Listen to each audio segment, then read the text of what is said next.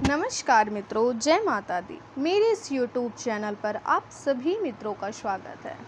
जिन भाइयों बहनों का वर्षगांठ हो उन्हें उनके वर्षगांठ की ढेरों शुभकामनाएं। जिन माताओं पिताओं और प्यारे प्यारे बच्चों का जन्म दिवस हो उन्हें उनके जन्म दिवस की ढेरों शुभकामनाएं। मेरे इस YouTube चैनल पर ऐसी अनेकों कथाओं को सुनने के लिए आप मेरे चैनल को लाइक, सब्सक्राइब और कमेंट करना ना भूलें। आइए जानते हैं कि हरियाली अमावस्या की क्या कथा है के अनुसार कहा जाता है। हरियाली अमावस्या की क्या कथा है, इसे क्यों कहा जाता है, हम इस कथा के माध्यम से जानते हैं। एक राजा की बहू ने एक दिन मिठाई चोरी करके खा ली और नाम एक चूहे को ला दिया। यह बात जानकर चूहे को क्रोध आया और उसने तय किया कि एक दिन राजा के सामने सच लेकर ही आऊँगा।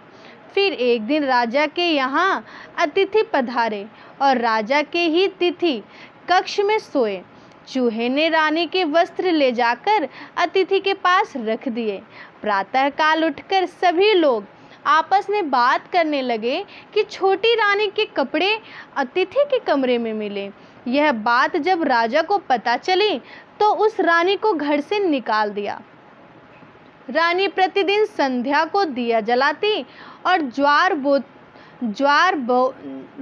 बोती और पूजा करके गुड़ धानी का प्रसाद बांटती थी।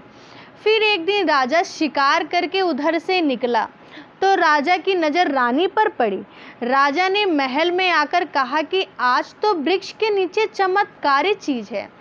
आपने झाड़ के ऊपर जाकर देखा तो दिए आपस में बात कर रहे थे। आज उसने क्या खाया और कौन खाया?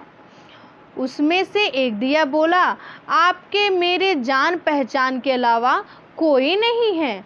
आपने तो मेरी पूजा भी नहीं की है और भोग भी नहीं लगाया। बाकी के सब दिए बोले, ऐसी क्या बात हुई? तब दिया बोला, मैं राजा के घर का हूँ। उस राजा की एक बहू थी, उसने एक मिठाई चोरी करके खा ली और चूहे का नाम ले लिया।